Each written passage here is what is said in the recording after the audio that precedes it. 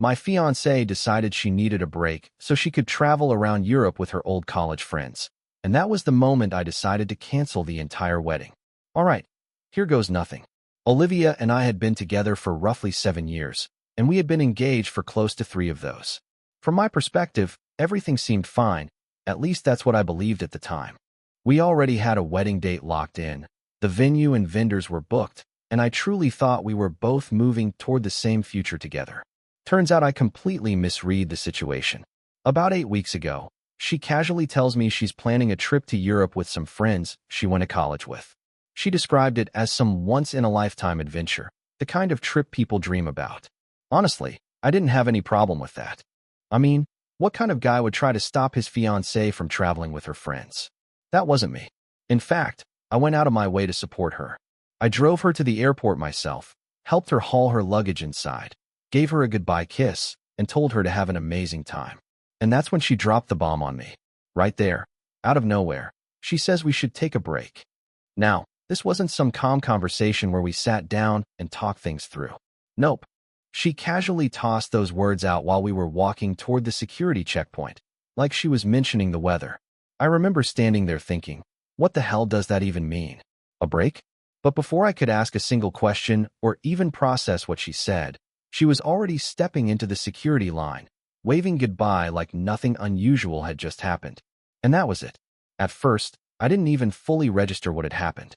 I got back in my car, drove home, and tried convincing myself that maybe she'd just said something weird because she was nervous about the trip. But later that day, I tried calling her, just to check in and see what she meant. And guess what? Blocked. Completely blocked. I couldn't call her.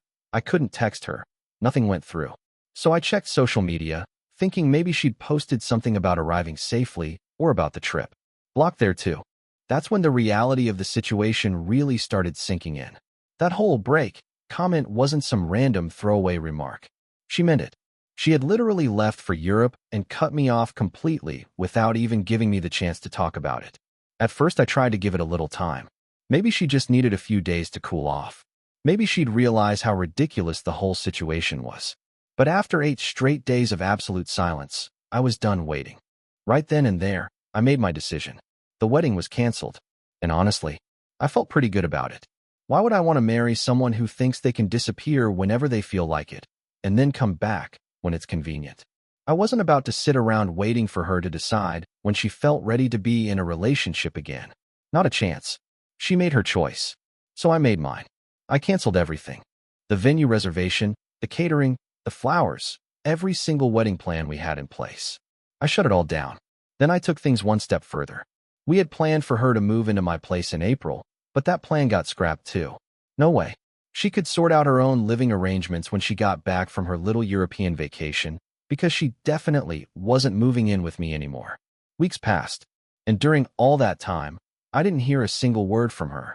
Not a message, not a phone call, nothing at all. Then one day, completely out of nowhere, my phone rings. At first, I didn't even realize it was her because the number was different. Turns out she must have been calling from another phone. She casually tells me she's flying back on Thursday morning and even gives me her flight information, like I'm supposed to be interested. The whole time she's talking like everything is totally normal, like she didn't completely ghost me for 8 weeks. I paused for a second and then asked, what does that have to do with me? The silence on the other end of the phone was absolutely priceless. She clearly didn't know what to say, and honestly, I didn't give her the opportunity to explain anything either. I blocked her number right then and there, same thing she did to me. As far as I was concerned, that was the end of it. Or at least that's what I thought. Later that day, I realized I should probably let people know what was going on, especially since the wedding had been called off. Olivia and I had a group chat with a bunch of friends and family, so I posted a simple message. I wrote something like, "Hey everyone, just wanted to let you know the wedding is canceled, and so is the relationship." I honestly didn't expect much of a reaction, but man, it blew up fast. People immediately started asking questions, wanting to know what happened. So I explained everything. I told them how Olivia left for Europe, decided on her own that we were taking a break, and then blocked me for 8 straight weeks without saying a word. Most of them were shocked. Some people were even angry on my behalf, which, I'll admit, felt pretty good. When you share news like that, you never really know how people will react, so it was nice realizing I had support. Then around 3 in the afternoon, Olivia finally joined the conversation. At first, she didn't say much. She just asked if I could call her so we could talk privately. But I wasn't interested in doing that. I told her if she had something to say, she could say it right there in the group chat. She didn't like that idea at all. She said something along the lines of, "This is between us. It doesn't need to involve everyone else." Yeah, no. The moment she walked out of my life without saying a word, she made the whole situation public. She tried messaging me privately a few more times after that, but I kept my responses short. I had zero interest in hearing whatever excuses she was about to come up with. By 8 in the evening, she was practically begging me to pick her up from the airport so we could talk things out. Seriously? Like nothing had happened? I told her straight up, that might have been your plan, but it wasn't mine. Because the truth is, none of this was ever part of my plan. And I meant every word of it. There was no way I was going to run to the airport like some desperate fool after everything she had pulled. To be honest, a small part of me was still hoping she would finally give some explanation that made sense. I guess deep down I wanted there to be some kind of reason. Something that justified why she treated me the way she did. But as the hours passed, it became clear that explanation wasn't coming. There would be no heartfelt apology. No misunderstanding that suddenly cleared everything up. She made her decision. And now I had to deal with the consequences of it. So over the next few days, I focused on putting my life back together. I wasn't about to let this whole situation destroy me. I went through all our shared accounts and made sure everything was separated properly. And yeah, I even changed the locks on my apartment. The last thing I needed was her showing up unannounced and acting like she could just walk right back into my life. That chapter was over. At one point, I even started looking into taking a trip myself. I figured if she could disappear to Europe for 8 weeks, maybe I deserved a little time away too. After everything she put me through, I'd earned it. So that's where things stood. She'd be back in a couple of days, but I wasn't going to be there waiting. She could figure out how to get home on her own. As far as I was concerned, that chapter of my life had officially ended, and I was ready to move on to something better. But what happened next? Well, things got crazy pretty fast. After I accepted that the wedding was truly over, I figured it was only a matter of time before Olivia tried reaching out again. I was prepared for that. What I wasn't prepared for was how quickly she would start playing the victim. It all began when I received a message from one of our mutual friends, Hannah. Hannah has always been pretty straightforward with me, so I trust her. But this time she seemed hesitant, like she didn't really want to get dragged into the middle of things. Still, she sent me a screenshot from another group chat. One that I wasn't part of, obviously. In the screenshot, Olivia was talking with some of her friends and trying to spin the whole situation like I was the one who overreacted. Can you believe that? In the messages, she claimed she had been overwhelmed and stressed about the wedding and needed some space to clear her head. She even wrote something along the lines of, "I didn't expect the break to last this long, but I thought he would understand." And then there was this little gem. She wrote something like, "I just needed some time to figure out whether I was truly ready for marriage, but he canceled everything before I even had the chance to talk to him." When I read that, I almost burst out laughing. Seriously, she blocks me everywhere for 8 weeks straight, and then tries to act like I'm the one who didn't give her an opportunity to talk? Yeah, that's not how this works. Just reading those messages made my blood start boiling. There she was, playing the whole poor me role and telling everyone that I'd been irrational and rushed into canceling the wedding. At that point, I realized I couldn't just sit back and let her keep spinning the story and making me look like the villain. So I decided to deal with it directly. There was no way I was going to let her rewrite what actually happened. I jumped back into the main group chat where our friends and family were still talking about the canceled wedding. Everyone was confused and trying to piece together what had happened, so I figured it was time to set the record straight. I posted a message that said something along the lines of, "Look, I want everyone here to know the real story. Olivia told me we were taking a break without even discussing it with me first. Then she blocked me on everything for 8 weeks. Now she's acting like this whole situation is just a misunderstanding. I canceled the wedding because I'm not going to sit around waiting for someone who doesn't respect me enough to have an actual conversation." As soon as I sent that, people started responding right away. A bunch of them offered support and said the whole situation sounded completely messed up. Olivia stayed quiet in the chat for about an hour after that. Then she finally popped in with some weak excuse about how she never expected things to escalate this far and how she never meant to hurt anyone. Once again, though, there was zero accountability. No real apology. Just another attempt to make herself look better. That's when my buddy Lucas stepped in. He called her out right there in front of everyone. Lucas said something like, "Olivia, you can't just tell someone you're taking a break, disappear for weeks, and then expect everything to magically be fine when you come back. That's not how relationships work." Honestly, I felt relieved hearing someone else say it. I was getting pretty exhausted trying to defend myself over and over again. But then things took another turn. Olivia's friend Natalie, who I'd always had a bad feeling about, decided to jump in and defend her. Natalie started talking about how Olivia had been under a lot of pressure and how planning a wedding can seriously mess with your head. She tried to frame the whole situation like Olivia was some kind of victim of stress and anxiety. Now look, I understand that planning a wedding can be stressful, but let's be real. That doesn't give someone a free pass to block their fiancé and disappear for 8 weeks while they're out partying around Europe. Natalie kept going. She said something like, "You should have given Olivia more time to process everything. Maybe you moved too fast by canceling the wedding." That's when I finally snapped. There was no way I was going to sit there quietly while someone who wasn't even part of the relationship tried to lecture me about how I should handle it. So I responded, "Natalie, with all due respect, you don't know even half of the story. This isn't about wedding stress. This is about the fact that Olivia blocked me completely and didn't bother talking to me a single time during her entire trip. I tried to reach her. I called her, I texted her, and every single attempt went nowhere. How long was I supposed to wait? Another 8 weeks? Maybe a year? If Olivia didn't want to be with me anymore, she could have said that like an adult. But instead, she vanished and expected me to just sit around waiting for her. That's not how things work." After that message, the chat went completely silent. I think everyone finally started realizing just how messed up the whole situation actually was. Even Natalie didn't have much to say after that. A couple of days passed, and I thought maybe things would settle down. But of course, they didn't. Then I got a call from Olivia's sister, Claire. Now, Claire and I had always gotten along pretty well, so at first I thought maybe she was just checking in. But the moment I answered the phone, she jumped straight into it. Her first question was, "Why did you cancel the wedding without even talking to Olivia?"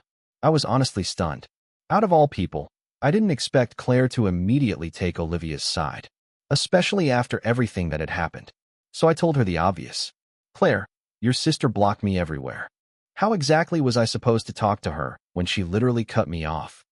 Claire didn't really have a response to that. Still, she kept pushing. She said Olivia was heartbroken and that I should have waited until she got back so we could talk everything through. At that point, I'd had enough. I told her directly, "Look, I understand you want to defend your sister, but what she did was wrong. She made the decision about this break without including me at all. And I'm not going to sit around waiting for someone who clearly doesn't respect me. If Olivia wants to explain herself, she knows how to reach me. But I'm not going to chase after her and try to fix something she broke." Claire tried to continue the conversation, but I cut it short. I told her I had to go and ended the call. There was no way I was going to keep repeating the same explanation to every single person Olivia sent my way. Later that night, I received another message from Olivia herself. This time she was kind of apologizing. Well, at least that's what it looked like on the surface. She said she was sorry for how things played out, but she still avoided taking responsibility for any of the choices she made. It was one of those classic half apologies where the person tries to make it sound like both sides are equally at fault. I didn't respond. There was no point. She'd made her choices, and now she had to live with them. I wasn't interested in going back and forth anymore. After that, I blocked her again on every platform just to make sure there wouldn't be any more drama. I didn't want to hear more excuses or let this drag on any longer than it already had. And honestly, after everything that happened, I came to a realization. I dodged a bullet. If this is how Olivia handled things when life got stressful, I can't even imagine what being married to her would have been like. Sure, I felt bad about the years we spent together, but I was grateful the relationship ended before things got even worse. Now I was free to move forward, and that's exactly what I plan to do. Update 1. Alright, so after all the drama with Olivia trying to guilt-trip me into reconsidering the wedding, which, by the way, absolutely didn't work, I thought things might finally calm down. But of course, life had other plans. About a week after blocking Olivia for the last time, I got a call from a number I didn't recognize. At first, I almost ignored it. By that point, I had zero patience left for any more drama. But for some reason, I decided to answer. And guess who was on the other end? Olivia's mom. Yep, her mom. I was thinking, what the hell is going on now? Now, Olivia's mother, Rebecca, had always been one of those people who acted incredibly sweet to your face. But underneath that sweetness, you could always sense this passive-aggressive edge. She was the kind of person who could give you a compliment that somehow still felt like an insult. You probably know the type. Anyway, Rebecca started the conversation acting perfectly friendly, like nothing unusual had happened at all. "Hi, sweetheart. How are you doing?" she asked. She said it as if we hadn't just canceled a wedding and cut ties with her daughter. I wasn't in the mood for polite games, so I kept my answer short. "I'm fine, Rebecca. What's going on?" And that's when she started laying on the guilt trip. She starts by saying, "Oh, we were all so excited about the wedding, and this whole situation has completely devastated Olivia. You know she's been crying every single day since she came back, right? She's just been an emotional wreck." But I wasn't about to let her guilt trip me over Olivia's feelings. Not after everything Olivia had done. So I answered her directly. "Rebecca, I'm sorry Olivia's upset," I said, "but she made the decisions that led to this. I didn't cancel the wedding for no reason." Then Rebecca hit me with the next line. "Well, maybe you overreacted a little." She continued, saying Olivia had just been nervous about getting married, and that sometimes people make poor decisions when they're under a lot of stress. Then she asked, "Don't you think maybe you should give her another chance?" I honestly couldn't believe what I was hearing. She was acting like Olivia blocking me everywhere for 8 weeks and disappearing to Europe was just some tiny mistake. Yeah, no, I wasn't buying that. "Rebecca," I told her, "this wasn't just wedding nerves. She literally blocked me everywhere and left the country without even talking to me. That's not something you just shrug off. If Olivia had doubts, she should have come to me and talked about them instead of completely shutting me out." But Rebecca wasn't finished. Not even close. She kept pushing. "I know it sounds bad," she said, "but think about all the years you two have been together. You've had such a strong relationship. Don't you at least want to try to save it? I'm sure once Olivia explains everything, you'll understand." By that point, I was getting seriously irritated. It felt like she wasn't listening to anything I was saying. Her entire focus was on convincing me to take Olivia back, and she didn't seem to care at all about how I felt in this situation. I took a deep breath and tried to stay calm. "Rebecca," I said, "with all due respect, Olivia had 8 weeks to reach out to me, and she chose not to. I've already made my decision. The wedding is canceled, and that's final." I figured that would finally end the conversation. But nope, Rebecca still wasn't done. She says, "Well, if you won't talk to Olivia directly, maybe you could come over for dinner. We could sit down as a family and talk this through. Maybe we can work things out together." I was honestly speechless. She was inviting me to a family dinner like this whole situation was just a small disagreement that could be fixed over a plate of spaghetti. At that point, I knew the conversation was going nowhere. So I told her politely, "Thanks for the offer, Rebecca, but I think it's best if everyone just moves on." Then I hung up. You'd think that would finally be the end of it. But you'd be wrong. The very next day, I got a message from Olivia's dad. And let me tell you something about her dad, Daniel. He's one of those old school guys who believes he's always right about everything. He never really liked me much, but he tolerated me because Olivia and I were together. So the moment I saw a message from him, I already knew this wasn't going to be a friendly conversation. Sure enough, he went straight after me. He said I was throwing away a good thing and accused me of ruining Olivia's life by refusing to give her a chance to explain herself. At one point, he even wrote something like, "Men don't act like this. A real man stands by his fiancée instead of running away at the first sign of trouble." That really made my blood boil. I mean, I had stood by Olivia for years. And this is the thanks I get? I didn't bother replying to Daniel. I knew it would just turn into a pointless argument. And honestly, I was already exhausted from all the drama. But that wasn't even the worst part. A few days later, Olivia contacted me again.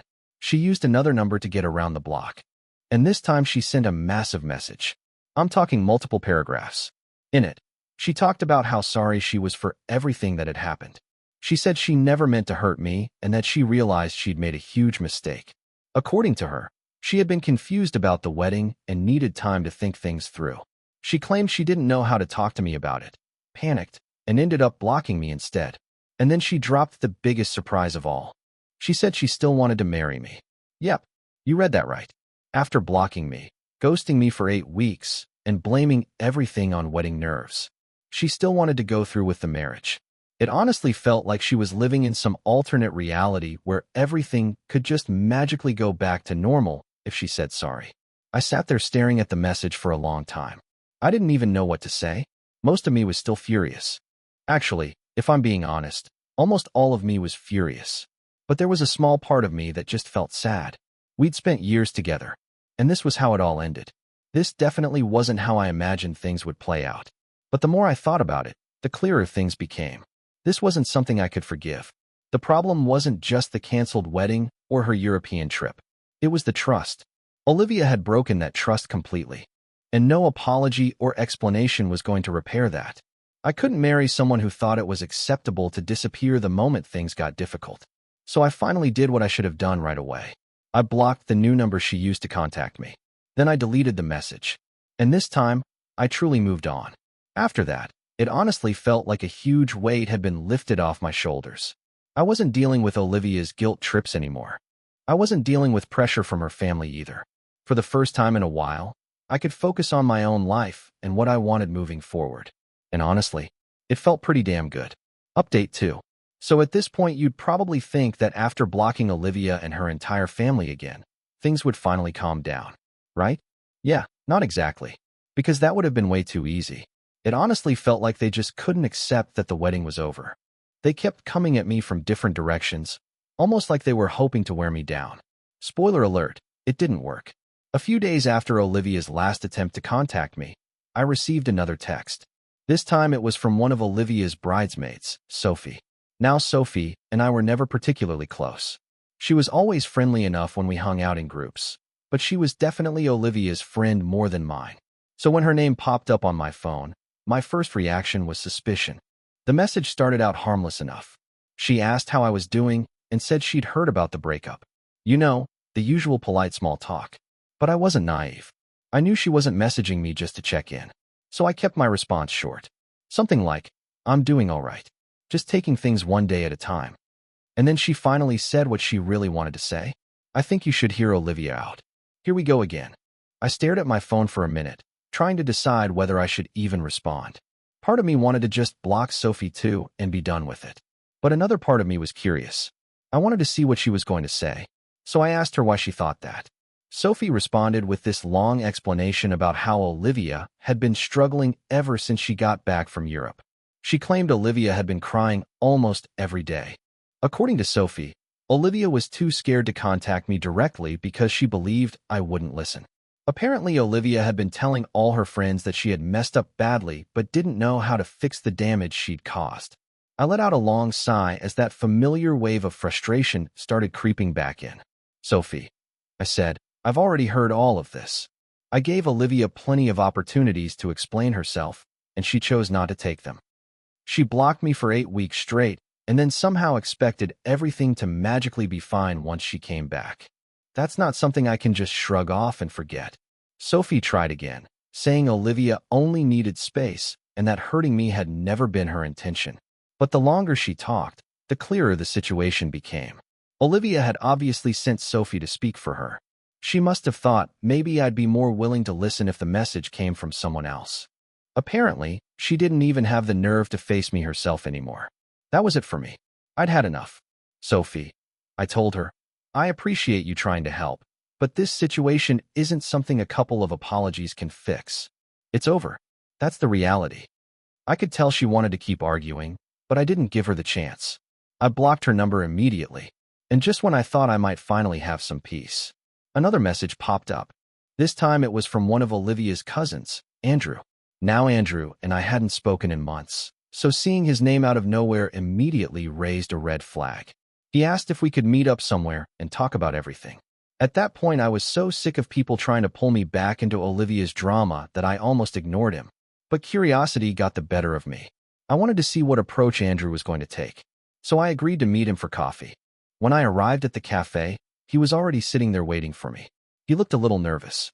We sat down, exchanged some awkward small talk for a minute, and eventually he got to the real reason he'd asked to meet.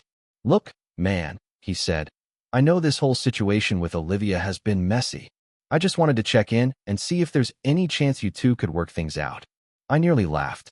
"Andrew," I told him, "it's finished. There's nothing left to work out." She made her decisions, and I made mine. He shifted uncomfortably in his seat, like he knew he was about to say something I wouldn't like. "Yeah, I get that," he said. "But here's the thing. Olivia's been saying she thinks she made a huge mistake. And, well, she's been hinting that maybe the two of you could try again if enough time passes." I slowly set my coffee cup down, trying to stay calm. "Andrew, no offense," I said, "but Olivia already had her chance. Sure, people make mistakes. But what she did wasn't just a mistake. She disappeared for weeks. She cut me off like I didn't even exist. That's not something you just bounce back from." He nodded, but I could tell he wasn't really hearing me. "Yeah, but what if she's serious about fixing things?" he asked. "She keeps saying she wants to make it up to you." I shook my head. "Andrew, I appreciate you coming here and trying to help," I said, "but it's not going to happen. If Olivia wants to move forward with her life, that's fine. But I'm not interested in going back to where we were." After that, the conversation kind of died. We sat there in uncomfortable silence for a moment, both of us realizing this wasn't going anywhere. Eventually, Andrew shrugged. "I get it," he said. "I just figured I'd give it a try." I finished the last sip of my coffee, stood up, and said, "Thanks for trying, man, but it's over. It's time for both of us to move on." He gave me a small, half-hearted smile, and we said our goodbyes. After that meeting, I honestly thought, maybe this was finally the end of it. I mean, how many people could Olivia possibly send after me?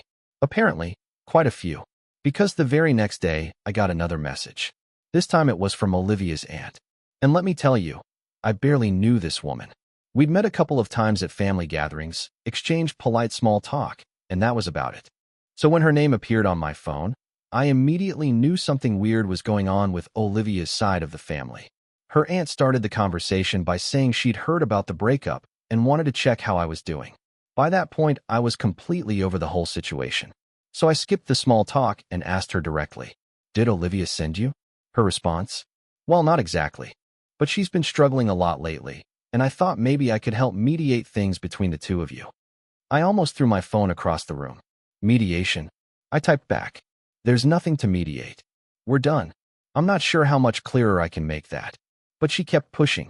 She started talking about how love is worth fighting for and how I shouldn't throw away years of a good relationship because of a misunderstanding. That's when it clicked.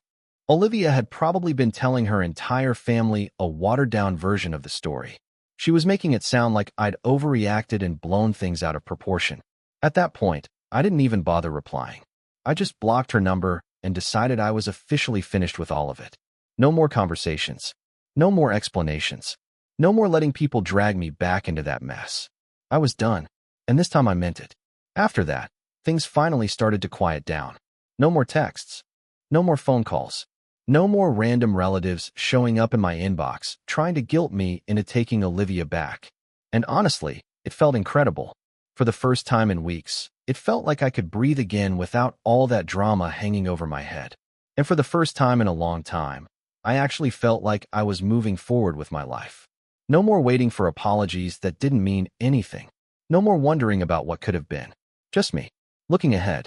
And that was exactly what I needed. Update 3. All right, so here's how everything finally wrapped up. And of course, it didn't end quietly.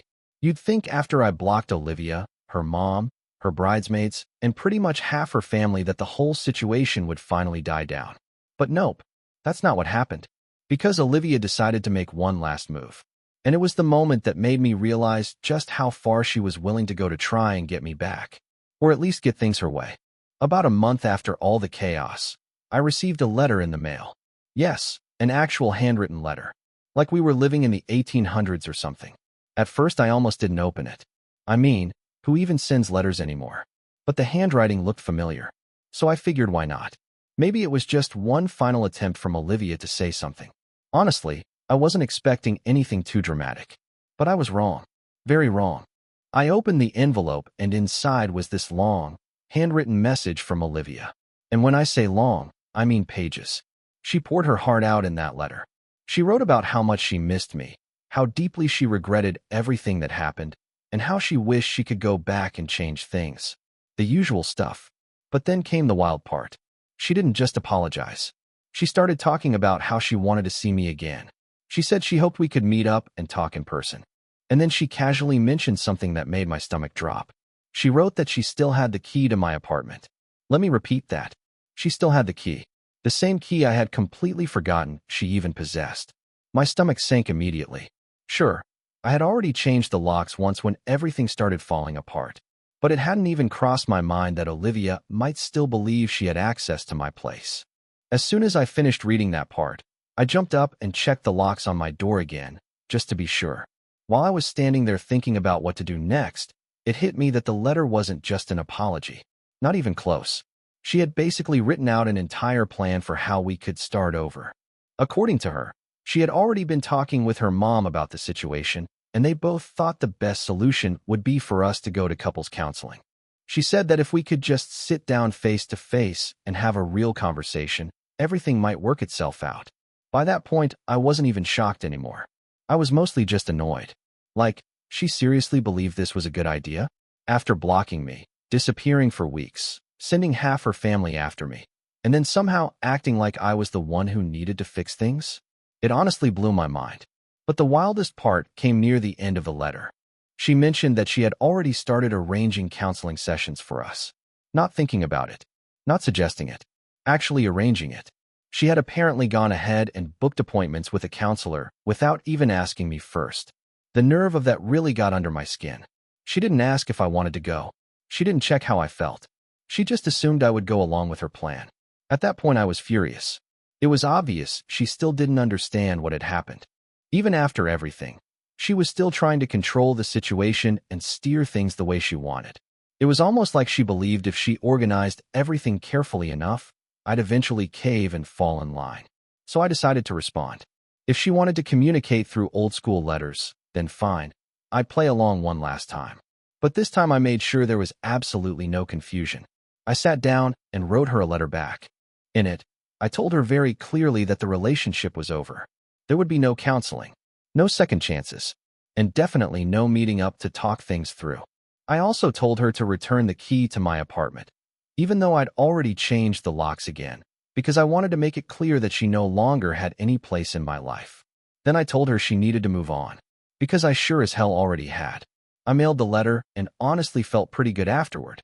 It felt like I had finally closed that door for good. At least, that's what I thought. About a week later, another letter showed up. Yep, another one. This time the message was shorter. She didn't argue with anything I'd said, and she didn't try pushing the counseling idea again. Instead, she wrote that she understood my perspective, but she still believed we should talk. Then she said something that honestly creeped me out. She mentioned that she had driven past my apartment a couple of times and noticed that I wasn't home. She didn't explain why she was driving by or what she had been doing there. But just knowing she had been checking up on me like that sent a chill down my spine. That's when I realized the situation might be turning into something more serious. I wasn't about to let this spiral into some kind of stalking situation. So I started taking extra precautions. I called my landlord and asked about adding more security around the building. I even looked into installing cameras. At that point, I wasn't taking any chances. And just when I thought things couldn't get any stranger, I got a phone call from my mom. Now, my mom had been incredibly supportive throughout all of this. She knew exactly what had happened and had been firmly on my side. But when she called that day, she told me something that made my jaw drop. Olivia had gone to her house. She had literally shown up at my mom's place unannounced. Apparently, she wanted to talk about our relationship. When my mom told me that, I almost dropped my phone. Olivia had actually gone to my mother's house hoping she could convince her to talk me into taking her back. I was furious.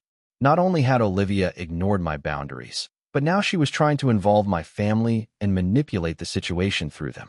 Thankfully, my mom didn't fall for any of it.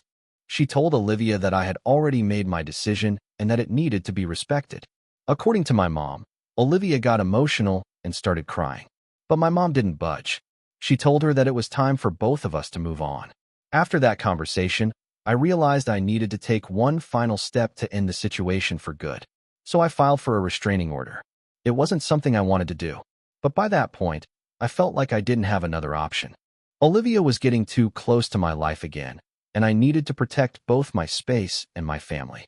Once Olivia was officially served with the paperwork, something finally changed. She backed off. Completely. No more letters. No more visits. No more attempts to contact me. It was like the message had finally gotten through. I didn't feel great about having to take things that far, but deep down, I knew it was the right decision. And honestly, the whole experience taught me a lot about myself. I learned that setting boundaries is important, even when people don't want to respect them.